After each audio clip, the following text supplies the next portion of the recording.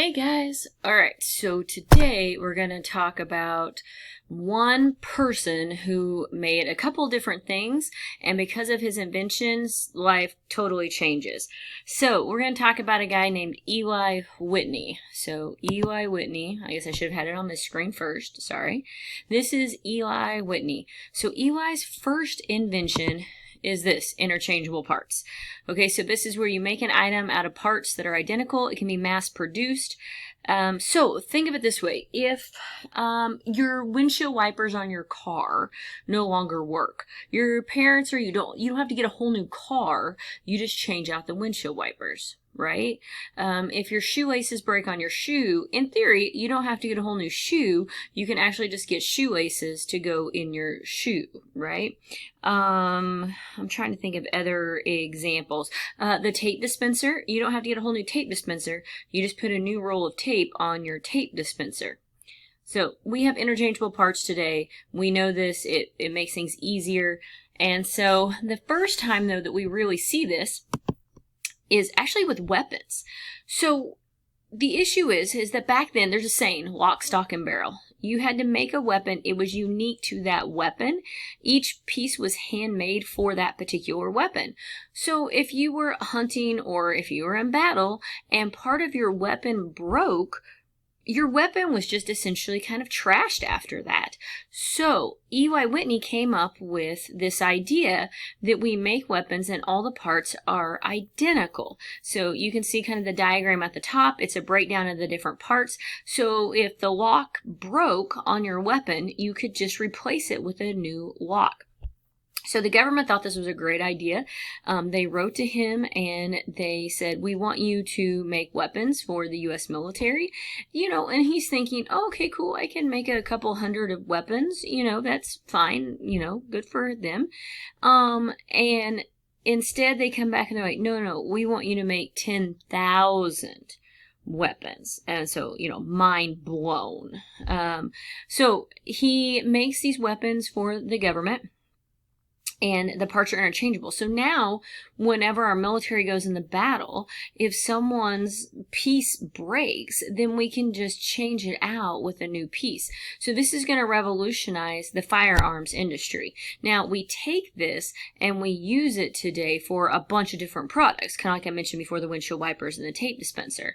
So back then, everything was handmade, and so this wasn't possible. So really, Eli Whitney is the man who gives this idea of mass producing an item with interchangeable parts.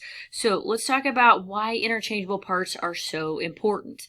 One, it's going to massively speed up production. And so once again, where say a cobbler can make one pair of shoes a day, we can speed up production and make hundreds of pairs of shoes a day. Second and third reason, repairs are easier. You can replace one part. Repairs are cheaper. You just have to replace one part. Can you imagine that every time your car got low on gas or the windshield wipers went out or a belt breaks, you had to go get a new car? How expensive that would be. So this is really something that we see prior to the Civil War, but these interchangeable parts are still crucial to our economy and our way of life today. 3, allow the use of more unskilled labor for a lower salary. Once again, unskilled labor does not mean stupid. It does not mean dumb. It means they don't have advanced degrees. So this is someone who you could take off the street, teach them this simple skill, but they perform 1,000 times a day, and they could be very good at it, and it gave them a job, and usually it was for a lower salary. So once again, when we're talking about, this is a lot of women, it's a lot of children, and a lot of the immigrant population coming into the United States, which tended to come in through the northern states. So maybe they were a doctor in their previous country, but due to a language barrier, that's not going to be possible in the United States where they're coming.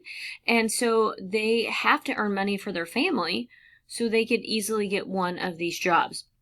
So once again, we're not talking about someone that is stupid or dumb. We're talking about someone who, through a lack of further education or maybe just a language barrier, is taking on a job so that they can support themselves and their family. So what I wanted to point out is I am going to include, like last time, 2 video clips below this one for you to look at. And I just want to quickly, the first one is from The Big Bang Theory. And so I love that show. If you haven't ever watched it, give it a shot. So this clip, to set it up for you before you watch it, they're in a quiz bowl type competition. And Sheldon has basically just made a team of people, and he's going to answer all the questions himself. If you've never seen it, this is Sheldon. And so this gentleman here is going to answer a question, and he explains how he knew the answer. And so he is an immigrant. He used to be like an astrophysicist or something. I can't remember from the clip, but it's kind of funny. The second clip I'm going to include is this one. It's from an old show that your parents probably know or your grandparents know. It's called I Love Lucy. Okay, and it's always a crowd pleaser. So Lucy, this is Lucy, is on your, I guess it'd be your right if you're looking at the screen, and then on the left, all the way to the left, if you're looking at the screen, I guess. Anyway, is Ethel, her best friend Ethel. And so they're always getting in all sorts of trouble. They get a job at a chocolate factory. And so Lucy and Ethel, they're not dumb, they're not stupid, they're a little bit crazy, okay? But this is unskilled labor, untrained labor. She's teaching them very quickly on the job how to wrap chocolates. And it's kind of funny because it goes awry. So once again, those 2 video clips are going to be included at the end of the notes or links below the notes, just like last time.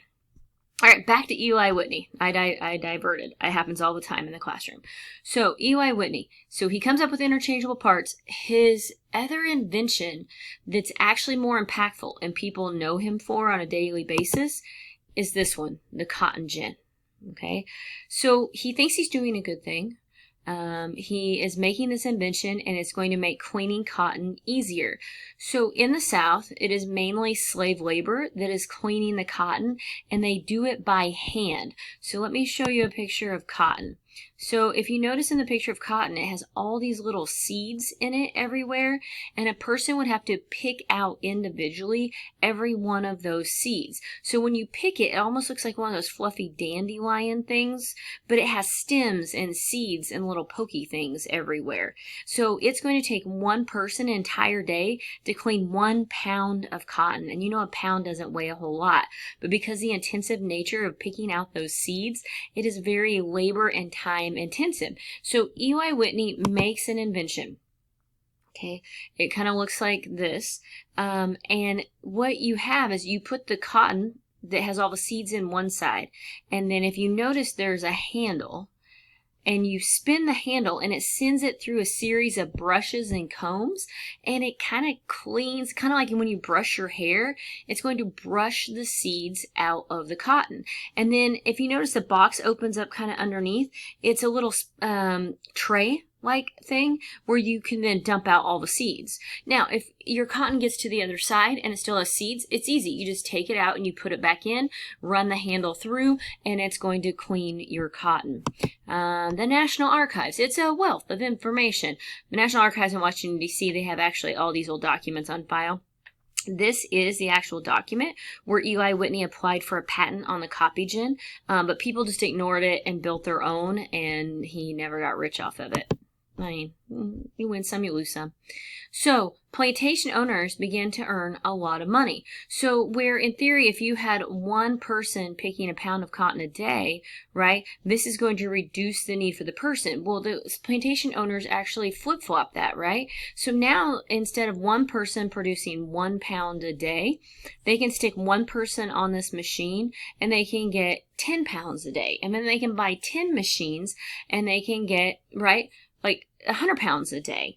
And now they can actually like process more. They can pick out more of the seeds. So now they can plant more, they can harvest more, and they can produce more daily because of this machine.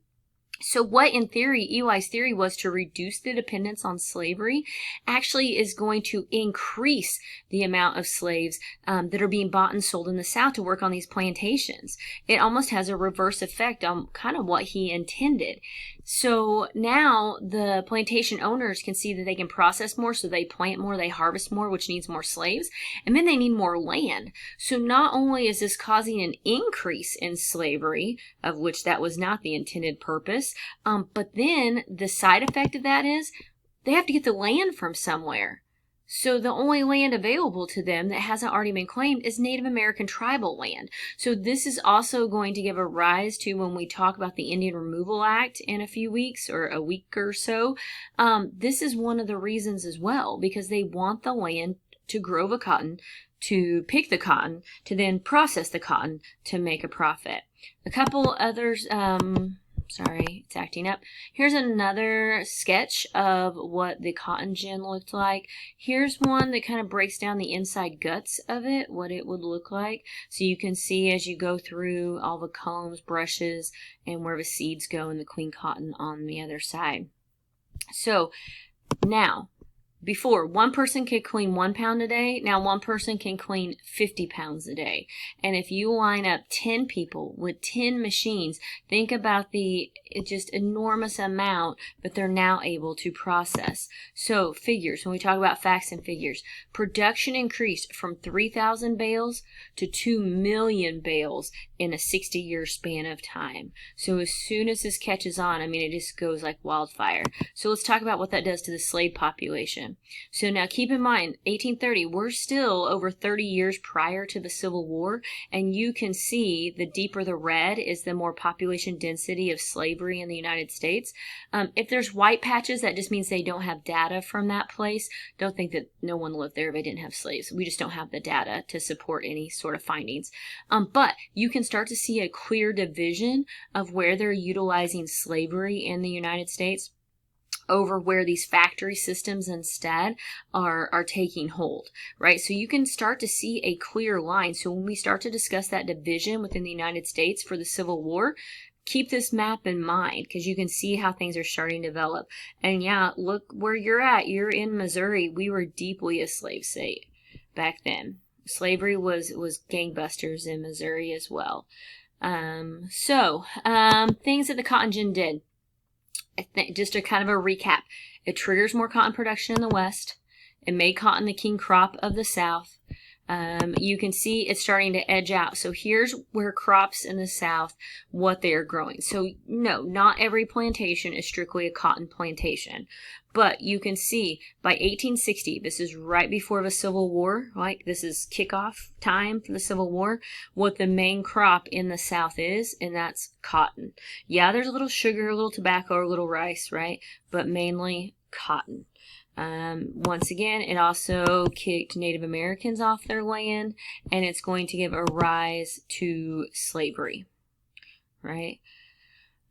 So this is what I'm going to do. I'm going to place this video on top, and then beneath it, I'm going to place the Big Bang Theory video, the I Love Lucy video, and then I've also got another one. This is what it's going to look like when you start, and it's going to talk about the cotton production in the South and a little bit about the cotton gin.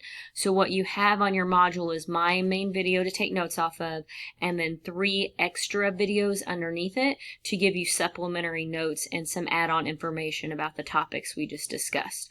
Once again, if you have any questions, concerns, comments, please email me anytime. I can answer them between class or during my planning period, which is 5th hour, or at night. So let me know if you have anything that you want to chime in with, and have a great day.